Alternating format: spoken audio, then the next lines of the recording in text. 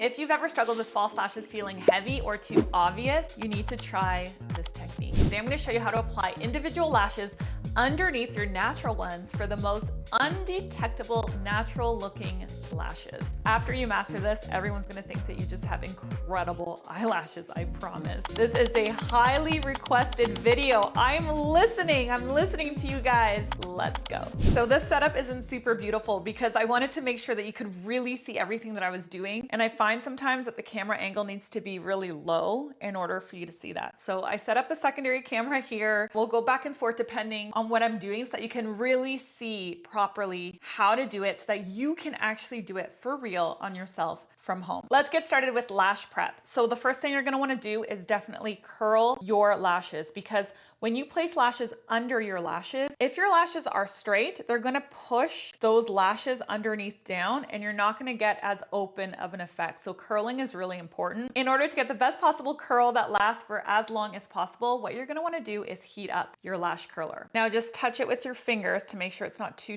hot. Then you can go in. Squeeze and then pump. Again, place your lashes in there.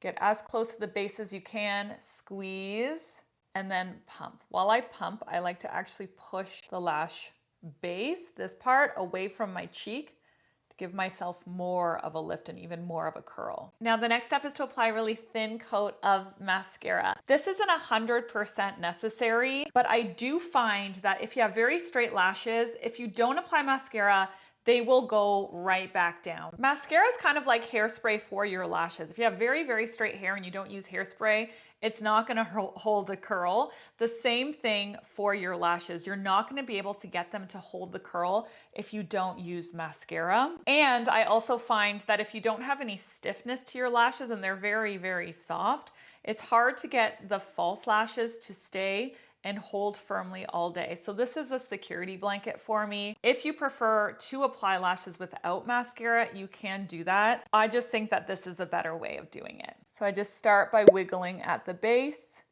to build up the density there, and then finishing off the ends. If you have really straight lashes like me and you want them to stay lifted and you have a hard time keeping them lifted, a piece of advice I can give you is to actually saturate the root of the lash here. Go light on the ends of the lashes. Of course, you're still gonna want to run it through the ends, but if you put too much weight on the ends of the lashes, it's gonna get heavy at the ends and it's going to naturally fall down. Now I'm gonna be using my favorite lashes, and these are velour lashes. I know these are very expensive, but the quality is exceptional, and I find that the end result of them is so beautiful because they are made so well. They're fluttery, they're light, they're super comfortable to wear. Some of the less expensive brands feel a little bit more wiry. They feel and look a lot more fake, and that's okay if it doesn't bother you. But if I'm going to a very special event and I really want to look my absolute best, or I'm doing makeup on someone where I really want them to look their absolute best, I always reach for these. They really are just the best of the best in my opinion, even though I know they're extremely expensive. That's the only downside to them. So the one that I grabbed yesterday is Everyday Natural. I wanted to show you a really nice natural one. And as you can see, they come with 4 short lashes, 4 medium lashes, and 4 long lashes. And I'll show you how you can customize the look. So today we're gonna be doing 3 different looks. I'm gonna show you an open-eyed look. I'm gonna show you kind of a fox eye or an elongated eye look. And then I'll show you a half lash look, which is the day-to-day quick and easy, you know, out the door kind of lash look. So one tool that you might really enjoy having, and it's kind of necessary if I'm being honest, is one of these. Velour also makes these, but there are a lot of other brands where you can get these as well. So in order to do the open eye effect, what you're gonna do is you're gonna start from the outside, and you are going to grab a short lash first. I like to hold my finger here because it helps me, and you're just gonna place it on the out side of the lash. You're not gonna touch this wet waterline area. You're gonna put it right where the lashes are. If you get it on the waterline, what's gonna happen is when you close your eyes, you're gonna feel it and it's gonna feel very uncomfortable. Now the next step is to then get these tweezers like this, put your lashes in them and squeeze. So you're squeezing the glue into the lashes. So look, It's so natural, you can't even tell, right? Now you're gonna move into the medium length. Make sure when you grab them, you don't pick them up with your tweezers on the gluey part. You don't wanna disrupt the glue because then it's not gonna stick. So very delicately grab it kind of in the middle, okay? And peel it up.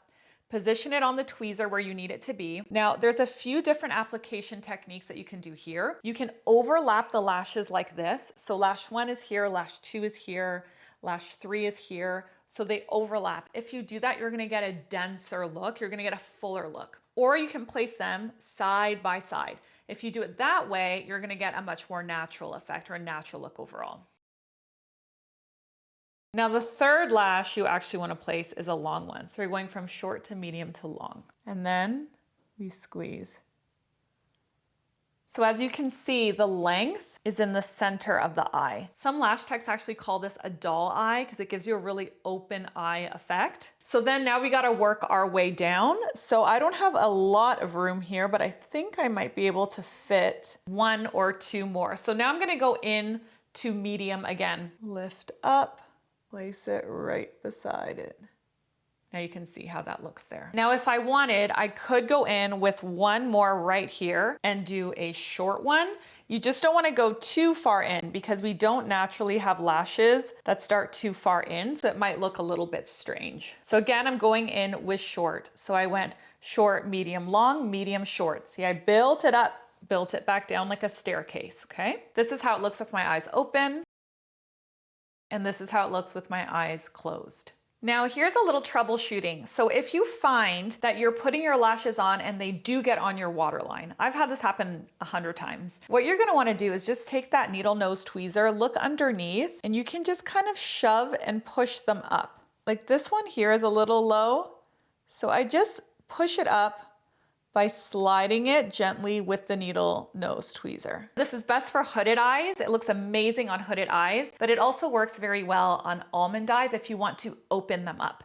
I don't have hooded eyes. I have more almond shaped eyes, but I don't like it when my eyes look narrow. I like it when my eyes look open.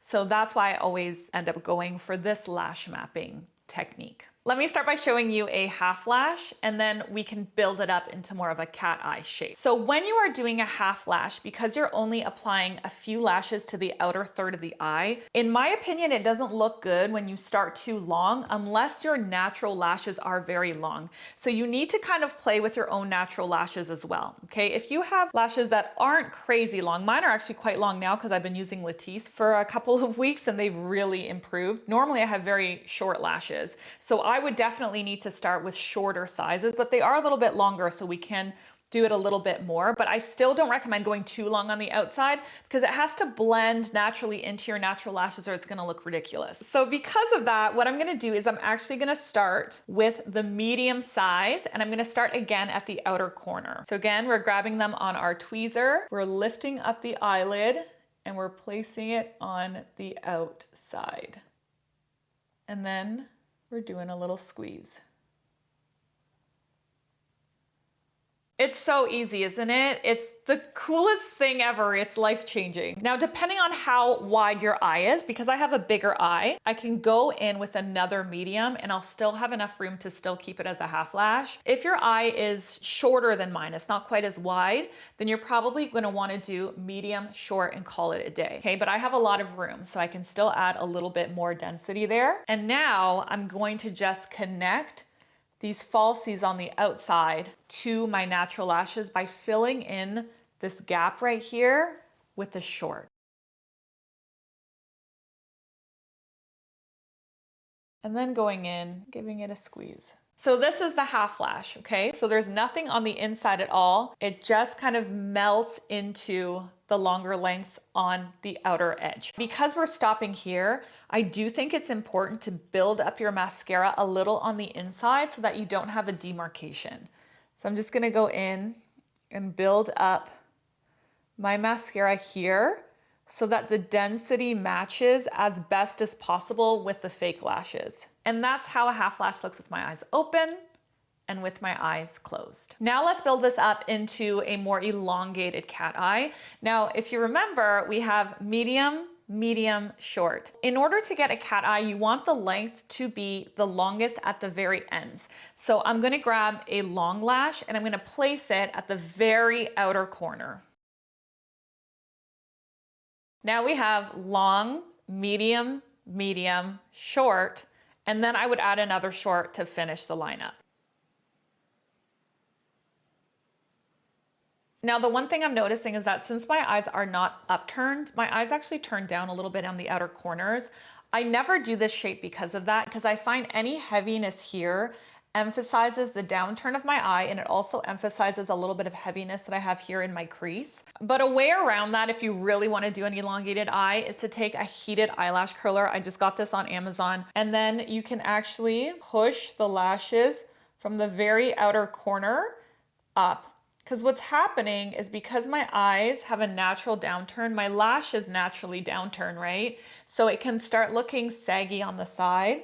So you can get around that by just quickly manipulating the way that that lash is moving. Here's how the cat eye looks with my eye open, and here's how the cat eye looks with my eye closed. So I think the differences can seem subtle when you don't know what you're looking for, but you can tell that this goes short, long, short. The length is in the middle, whereas this is short to long. So the length is at the ends. So this points outwards, this points up. And that's what makes the difference in the overall eye shape. Now, the cat eye is a really great shape for a round eye. So if you have a very round eye that you want to elongate or almond out, then you're definitely going to want to use a cat eye mapping. If you have an almond eye that you want to open, then you're going to want to use more of this open eye or the doll eye mapping. Another factor that really comes into play with this is how wide set or close set your eyes are. So when you look at your eyes, how much space do you have in between your eyes? If you have a lot of space in between your eyes, you're not going to want to do a cat eye because it actually brings the eyes out. It stretches them outwards. If your eyes are very close set, depending on their shape, and the overall effect you want to get, it might be a great option to do it this way, the cat eye way, because you're actually drawing an arrow, an invisible arrow to the eye out. So it's going to push your eyes out when both eyes are done that way. Now, since I prefer this shape, I'm going to do this shape on this eye as well. But since I'm going to take it off, I'm going to show you how to take it off. So I get a lot of questions about this. These are not lashes that you want to sleep with for multiple days. They do have a kit. Velour does have a kit that lasts for anywhere from 2 to 7 days. So they're semi-permanent lashes. That's a great option if you get lash extensions, you want to start doing them yourself from home. As you can see, it's extremely easy to do them yourself from home. Now, when you use the semi-permanent lash kit, it's going to come with a different glue. You're going to coat your lashes with the glue, and you're going to coat the actual extensions with the glue. You're going to put them on, let them set and cure. It's a whole other application. This is like applying false lashes for an event kind of thing. So with that said, how do you take them off? Okay, it's really easy. So because they're just sticky, all you got to do is just grab the base and pull. That's literally it. I know you might be thinking, well, if it's so easy to remove them, how do they not fall off during the day? They just don't. They don't fall off during the day. I'm telling you, they do not. But they're so easy to remove at the end of the day. They're amazing. My last little tip is to just apply some mascara underneath. I find when you have very full lashes on top, you really need a little mascara underneath just to balance it all out. Thank you so much for watching. I really hope that you feel beautiful today. This video's over.